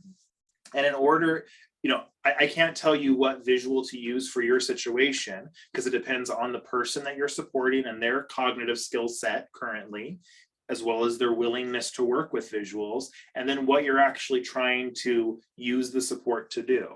So are we trying to remind the person of something or of several steps? Are we trying to prompt their brain to transition from one thing to another? Certain visuals do that, other visuals don't. To help them remember information that they learned, maybe at school. Are we trying to help them organize their thoughts or their physical space? Some visuals will help with that, others will not. Are we trying to help them be mindful about what their body or their emotions are, or to regulate their body and emotions? Different visuals meet those, will help with those things, and others will not. We also want to use visuals to help us either avoid verbal communication completely, because sometimes the verbal communication is overloading, or there's reactivity and negative emotions because we keep yapping our mouths, or to supplement. So we're talking about it, yes, but then we're also, using physical movements and using our eyes to bring attention to the visual and help the person process information a little bit differently. And I also want to encourage you, as you're running your mouth and you have the realization, oh crap, I'm talking too much right now, stop and say, you know what? I'm doing way too much talking right now. Let me go get the whiteboard, right? Let me go get a piece of paper. Instead of, you realize that you're talking and we just kind of keep going because we've already started, and it seems like much to kind of stop. But I want to encourage you, if something is not working on the cognitive level, model for them, right? Teach them the skill to say, hold on, we need to stop what we're doing for a second and think about what we need right now. In this case, a visual. And hopefully over time, if you're talking too much or the person is in a situation where there's too much talking, they will say, hey, hold on, can we pause and write some of this down? And they begin to use these supports for themselves as they begin, or, you know, a visual, or they might say, I need some time to think. So we want, you know, if you're saying a lot of stuff, you can say, you know what, I need to give you some time to think about that. I'll be right back. That can eventually lead to them realizing I benefit from time to think. And right now, this is too much. I'm going to advocate for myself and ask for some extra time to think. Both with visuals and with general giving time to think, we can build in the invitation to think before we ask a question or start the conversation. So if I, you know, ask a question, I might get an immediate answer, or the person will have an immediate thought. But if I say, hey, I don't want you to answer right away, just think about this, and then I ask my question, their brain will not have that pressure to immediately respond. So how we structure this can also have an impact on how they're able to do it. So just, you know, if you wrote some things down for them on a visual and you're handing it to them, you can say, hey, take a look at this and we'll talk in 5 minutes. So you're building in that time to think. Don't worry about answering right now. I'll give you some time to think. So we always want to be asking ourselves, you know, especially as we're talking, are the words that I'm saying, are the words that are coming out of my mouth better off visualized for this person? If I were to stop and take the time to write some of this down, would there potentially be a benefit? And what I say is, often before we've actually asked ourselves that question, we will already know the answer, because oftentimes the answer is yes. We should stop and write some of this down. And what it does is it just slows down things a little bit. For somebody who's a slower processor, having situations and interactions slowed down is going to be really, really helpful in the long run. I'm going to do a bunch of skipping ahead really quick so I can make an assessment of how much time I have, because I miscalculated. Okay. There are extra slides. So you have access to my slides from the on the website that I showed you at the beginning. And so you'll find a few more tips here. I talk about the importance of practicing and role playing, practicing plans that we want to make with somebody. I hit on executive functioning skills a little bit. I talk about how executive functioning, a lot of what our executive functioning is regulating what one part of our brain wants to do. So impulse control is an example of that. My brain either wants to say something impulsive or do something impulsive or think something impulsive, but my executive function says, no, I'm going to resist that impulse and keep you focused. Emotional regulation is another example. Part of my brain might start an emotional response, but if I have the executive functioning, I can click together a regulation of that. One thing I do want to go, there's two more major concepts I definitely want to go through a little slowly with you all. One is executive functioning fuel. And this is this idea that our executive functioning skills, which are the skills that help us with thinking, our attention span, impulse control, resisting distractions, and then more advanced up from that, it's a limited resource for everybody. So this is applicable to us. The more we use our skills earlier in the day, the less we'll be able to think. So some of you, it's the end of the day there. You've already had a long day of thinking. So even sitting in this training might be a lot, right? Because had we done this early in the morning, you might have actually been able to think a little bit better, because we have a literal fuel that's not a literal fuel, a non-literal fuel that begins to drain the more we use our thinking skills. And so what this means is we want to be aware of that for ourselves, because the less fuel we have, the less we'll be able to support somebody else.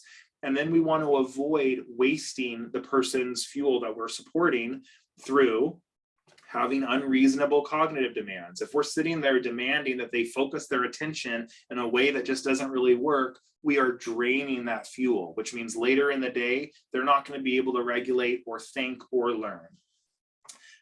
We want to avoid wasting fuel with negative interactions, with arguing, with trying to reason with them at a time when they're not able to do it, by fighting, all those kinds of things we do not want to be wasting fuel with. We don't want to force a child who seems to be able to hold it together, right? They don't necessarily have behaviors, but they're just kind of holding it together, maybe at school, in order to look like they're learning, even though they're not necessarily learning. Doing that drains their executive functioning fuel. We replenish fuel during sleep. And we get a small boost in fuel by eating food with glucose in it. Some people might get a boost, or at least feel boosted, with a nap, though there's always exceptions. Some people take a nap and they wake up from that not really able to think very well because they're so groggy and their brain is kind of slower. So that's not something that applies to everybody. What's another thing? Another concept I want to hit home is boiling it down. And this is us asking ourselves the question, is what I'm doing as a support more than just try harder? Does it boil down to more than just try harder? And we've hit on this a little bit, but an incentive or a bribe in of itself is not a cognitive support. It's just another form of telling the person to try harder. So these examples, a reward system, if we boil that down, is that try harder or a cognitive support? That's try harder. We've already hit on that. What about a secret signal that I proactively work on with the person that we practice ahead of time? And that signal might mean stop and think about what you're doing. Stop and think about how your body feels. Take a break, whatever that might mean. Is that a cognitive support, or is that try harder? That's a cognitive support, right? Because we've practiced it, we have their agreement, and it means something, and we're getting that the work done before the situation actually happens. What about lecturing somebody? That, of course, is a form of try harder. What about practicing something ahead of time, or a situation, or role playing? Very helpful for people with FASDs because it is a cognitive support. Practicing ahead of time is a form of pre-processing, and there are some slides about pre-processing. Telling somebody to get it together, of course, would be a perfect example of essentially expecting them to try harder. So I'm really sorry, I've kind of underestimated my time or overestimated my time here.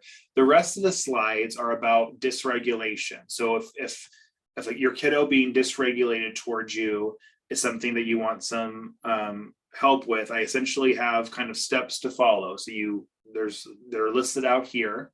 But these will not be effective, or particularly effective, if you don't do the proactive supports that we've been talking about. So those cognitive supports that I've been talking about really are the most important, even though some of you are like, oh, I wish Nate would have talked more about this, because this is something that you're dealing with. So there's several slides on dysregulation. Read them through. It will give you some steps to do and some things to remember. And maybe you all will have me back and we can talk more about dysregulation, in the future. So I also, if we do questions and we have some extra time, I might go back through some of this. I talk about a little bit on one of these slides about opposition and avoiding what I call negative interaction patterns. And it's all related to neuroception and the supports that we have. So hopefully if you take a look at that, you'll still get some good ideas from there. Yeah, so let's go through questions, and then if we have time, I'll go back and talk about some of those a little bit more in depth.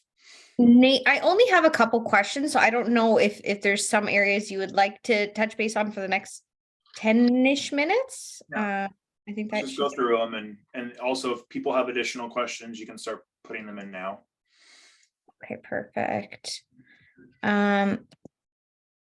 I will say a couple people just sent me some messages about when the recording will be available. I'm hoping to have that out as soon as possible. I'm going to be putting it up on our YouTube channel, and I will send the link out directly to everyone with the email address you registered on Eventbrite with.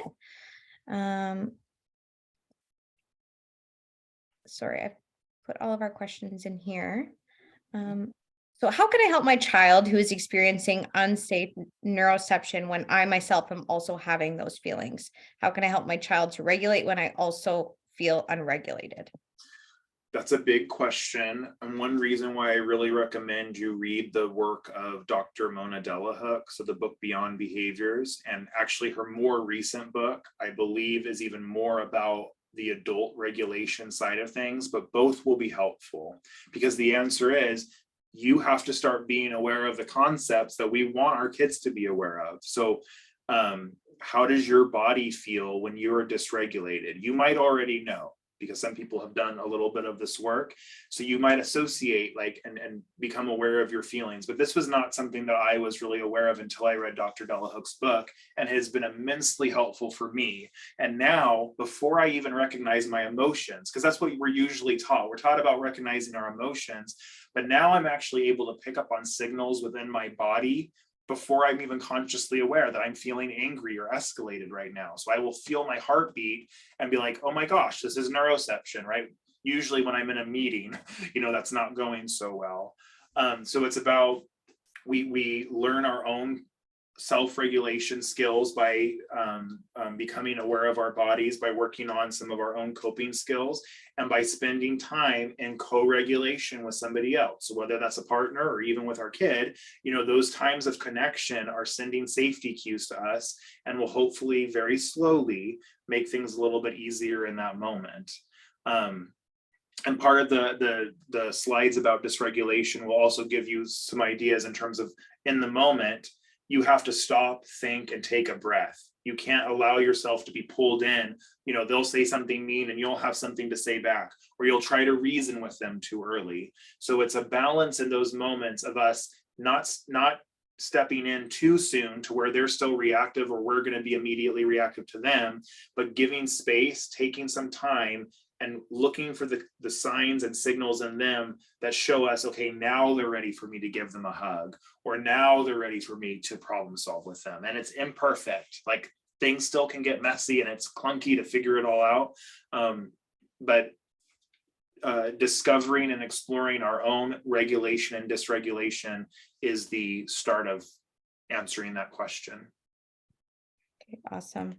I had a couple questions related to school, so I'm kind of melding them together here, but how would you suggest to implement some of the strategies discussed in a school setting, which is very consequence/rule based?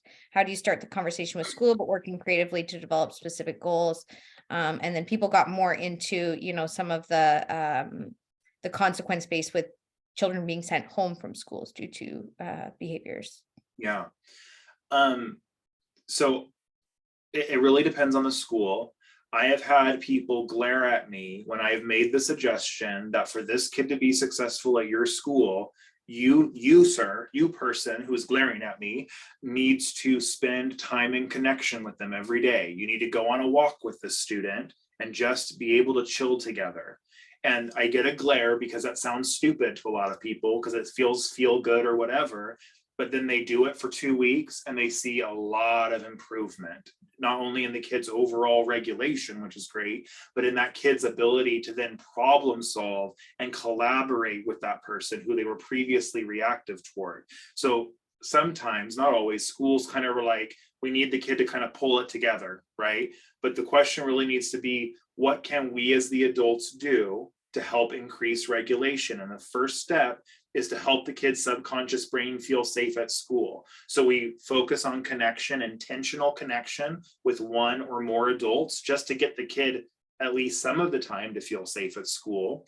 We might have to adjust their school day. If they're going to school for a whole day, maybe their brain can't handle it right now. And we need to be okay with saying, okay, this kid needs to be going to school for 2 hours a day. So that way we can focus on connection and a little bit of academics, and then build up from that, hopefully from success, seeing that. Definitely would recommend Dr. Delahook's book to any teachers who might be struggling to get it, or any administrators. I mean, what I'm teaching here is trauma-informed stuff. So if a school claims to be trauma-informed, they should be buying in at least to the ideas that we're talking about here, because we're taking somebody's trauma or previous stress into account, instead of just pointing the finger at the kid because they're displaying a surface level, bottom-up, challenging behavior. So yeah, trying to be practical, having that intentional time and encouraging them to do that will hopefully yield some results. but we have to look at our expectations of them. Okay, awesome. I have another question in regards to siblings. My oldest daughter does not understand FASD and how it affects her younger brother. How can I help her to better understand this? It's hard as he looks like a quote normal kid. Yeah, I mean, I don't know if it's about explaining it in a certain way that will get them to get that. Because I think even if they get it, it doesn't necessarily make the practical challenges easier, right? If their sibling with an FASD is still getting dysregulated toward them, for example, knowing that it's FASD or knowing that it's influenced by FASD does not help with regulation.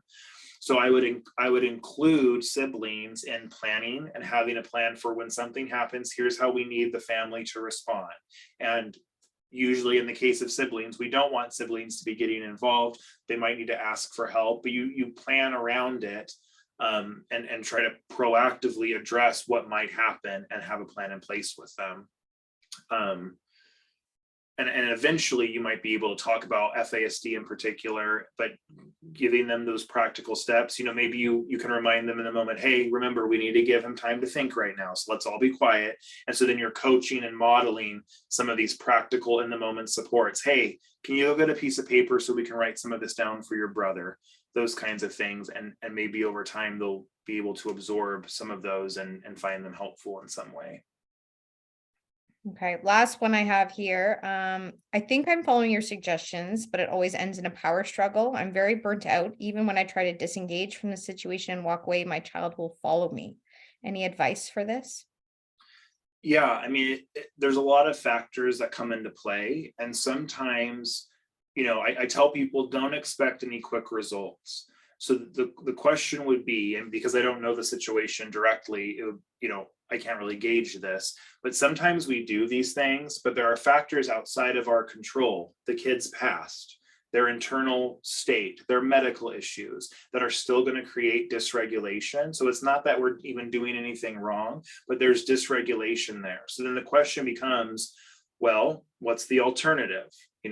So giving time to think versus engaging in power struggling. You're probably not going to get any better result with power struggling. Letting something go versus engaging in a punishment, right? Like the traditional definitely doesn't work for these kids. And so sometimes we are biding our time by providing these supports.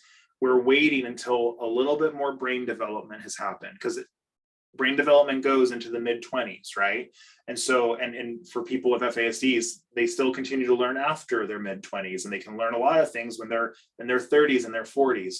So sometimes what we're doing, we don't see the benefit of, but it's laying a foundation of success in the future. So you might try to problem solve something with them and they're not buying it.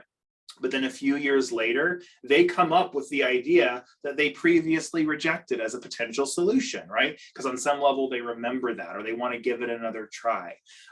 Maybe after they move out and they're in their 20s, they might start actually thinking about these conversations or strategies that we tried with them that they might have rejected or were unsuccessful, but they start to implement them as an adult and see some success with that.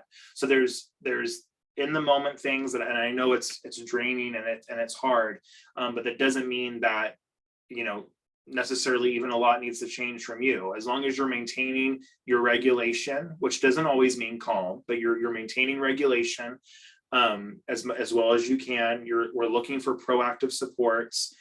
There's probably always something that we can tweak a little bit or improve on, but it's not even necessarily in some cases about us doing everything the right way. And now we're going to have regulation. Now we're going to see better learning and better success. Neurodivergence like FASD can be messy. And so sometimes we're biding our time for a little bit more brain development to occur. That's probably a very unsatisfying answer. I'm sorry. I think it was satisfying. That's all I have, unless anyone else wants to throw anything in the chat. We do have about 15 more minutes. Nate, I don't know if you'd like to go back and touch on some things that we went through, or let's talk about dysregulation, because I think that might be what a lot of people want to talk about a little bit. So these are the situations people want to know, what do I do when my kid gets escalated toward me for whatever reason? So the first thing we need to do is to stop, take a breath and model that, and try to achieve some regulation within ourselves. So as somebody's escalated toward me If I can stop and take a breath, that's when I, Nate, or the adult, can think about what is my body feeling right now. My heart is beating, so I know that I'm dysregulated. My face is hot, so I know that I'm dysregulated. I want to say something, so that's a good sign that I'm dysregulated. So we're just thinking about our brain, so that way we can think about their brain a little bit. We want to resist impulsively answering or responding to what's being said, and that can be hard to do. They might be asking us a question. They might be saying something that's not very nice. And we get pulled into some kind of response. So we want to resist allowing our impulsive brain in those moments to say something. We want to remember that even though our gut reaction of the surface level could be, man, they could knock it off. If they really wanted to, they could just stop and move on with this. But that's not true, right? If they could just stop, if they could be successful, they likely would. So there's something going on. Even if we're not going to be able to identify it at all, there's probably a brain thing going on, given what we know about their neurodivergence, their FASD, or their history of stress and dysregulation in general. And instead of problem solving or trying to reason, we want to focus on soothing first, which is the first step to co-regulation. So we start a soothing process by slowing things down. So they might ask us a bunch of questions, and we say something like, I'm taking some time to think right now. And I'll talk a little bit more about that. But our response is we want to slow down the situation to help their brain start the soothing and co-regulating process. We want to adjust expectations. If you could walk away, which is not always the case, but if you could let them keep watching TV, for example, I would argue that letting them watch TV, even though you told them what your expectations were, if you let them do that, that is better than there being a big argument or a big incident of dysregulation, physical aggression, all of that, because ultimately they're angry about the TV. I want you to be okay with adjusting expectations, even though it will feel wrong in the moment. We feel like if I adjust expectations, I'm teaching my kid that whenever they want something, they can get angry and threaten me or hit me or whatever. And then that's just what they're going to do. But that is not what we're doing. We are adjusting expectations to help you stay more regulated in the moment, to help the moment pass. And then for us to ask, how can I deal with turning off the TV more proactively, right? And there are things that we can do for that.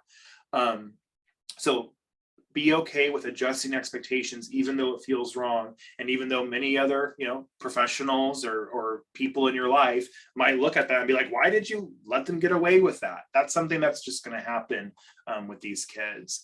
And then, like I said, it's a balance of slowing down the situation. And as soon as that kid is ready and shows us some signs, right, through how their affect changes or through their requests or whatever, then we want to provide comfort, affection, or connection, right? But not too soon, otherwise it could create reactivity.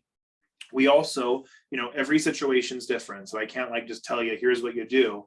But if we do have to talk, we really want to keep our sentences short and not respond to any immediate things that we say. So I might say something, they have an immediate response, and then my brain will want to respond to that, even if I'm being nice, right? Or if I'm trying to give them information. Don't allow your words to get pulled out of you. Be very intentional. So if you must speak, speak after you've asked yourself, should I speak right now? And then after you've calculated that and say, yes, I need to respond to this, then you say what you need to say. So we're waiting until we're able to move forward, or we're able to help them think through whatever the immediate issue might be. And again, the immediate issue can often be interpreted as way deeper. So it seems like the issue now is they don't want to get off the television, but really the issue is that they do not have the coping skills to handle the transition off of the television right now, right? It's an issue of regulation and lack of coping skills. And ironically, what this means for kids who are very dysregulated a lot of the time, like daily, we oddly need these situations of dysregulation to occur so we can practice and model regulation and co-regulation with them. And this is actually more important the more dysregulated a kid is. So these are opportunities, they don't feel good, but how we respond and how we model is hopefully slowly building a foundation of regulation that eventually we start to see that escalation gets over a lot quicker. So the kid might still have a response, but instead of being escalated for hours, they're escalated for a couple of minutes and then they move on. Or we start to see them being able to use those self-regulation skills that we so often want them to be able to use a little bit more. They actually try it a few times, right? Or it's more successful a little bit more of the time. And when I'm saying this, like, I want to listen to what people have to say. So if a kid has a concerns, like, I want to collaborate, but I also want to remember that during a moment of dysregulation, a lot of what people say, including adults, including neurotypicals, it doesn't really mean much, right? We're not actually getting to what the issue is, but we're saying things as defensive responses. So, when we say what's wrong, they're not going to say, they're not going to say, or they're going to say, I don't want to get off the TV right now, or you're pissing me off, or my sister's pissing me off. That's what they're going to say, because they're also looking at the surface level. They're not going to say, I'm having unsafe neuroception because of my history of trauma, right? And I'm not able to regulate it, and I need your help to co-regulate, mom. Like, that's not what they're going to say, even though that is likely the issue. So we hear what I call unhelpful scripts, things like, I hate you, I don't want to be in this family, or negative self-talk, I'm stupid. And what we often want to do is respond or redirect that. So if they say, I hate you, we might say something like, well, I'm sorry you feel that way, right? That's not a response we want to be saying. I don't want to be in this family, right? We might actually think that it's true and then have a concern about, oh, do they really not want to be in the family? Or we might try to otherwise address it in the moment. Usually, once the kid's calm again, they love us, right? They're fine. Our relationship seems fine, because what's going on is the dysregulation itself creates these unhelpful scripts. So don't get pulled into the unhelpful scripts, but recognize this is an issue of underlying dysregulation. And again, like, if we say, well, why do you hate me, right? Or why don't you want to be in this family? If you try to engage with that, it's usually taking us down a direction that is not meeting the underlying needs. So it can be a distraction. So somebody mentioned, like, sometimes our kids will not let us disengage, right? So ideally, we will not respond to, like, their immediate dysregulation or opposition. But if we were just to, like, be quiet, then they would interpret that as a power struggle and get more and more escalated. So ideally, we won't talk.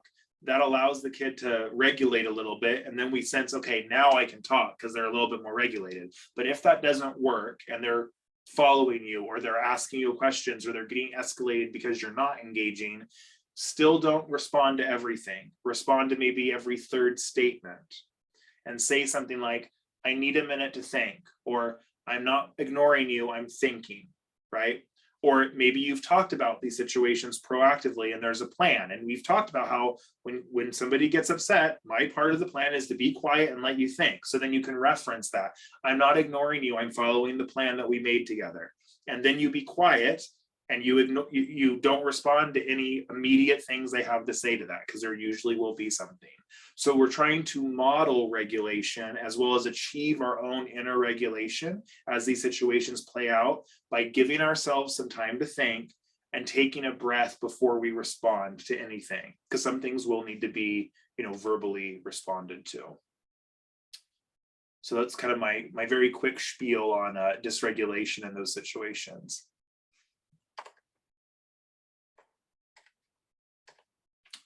Do we have any other questions? I don't have any more on my end. I don't know. Lindsay hasn't sent me any. So I'm going, excuse me, I'm going to assume that we don't. Yeah. So this kind of brings us to our end. Lindsay's going to put up a quick poll instead of SurveyMonkey tomorrow, while I sort of close this out. So there it is. So I just wanted to thank Nate on behalf of our FASD support group, Lori, Santos, Lindsay, and myself. This was great. I know it's provided me with a lot more great information, and hopefully this helps shift people's thinking about FASD and sort of looking brain first. I know I appreciate the focus on connections, relationship, the impact it has on our kids. So I think that's awesome. I also want to thank everyone for joining us, parents, caregivers, far and wide. Like Lindsay said, we had a lot of people from different areas. I hope you enjoyed it tonight. One quick reminder, the recording Lindsay's going to send out the link, our YouTube link. Nate said the slides would be available on his website. And our emails were in the chat box. I hope if you want to reach out, feel free to send us an email. So thanks again, Nate, for joining us. And I know everyone in Ontario, I have to go shovel my driveway. So I hope you all have a good night. And yeah, thanks for joining us. Thank you.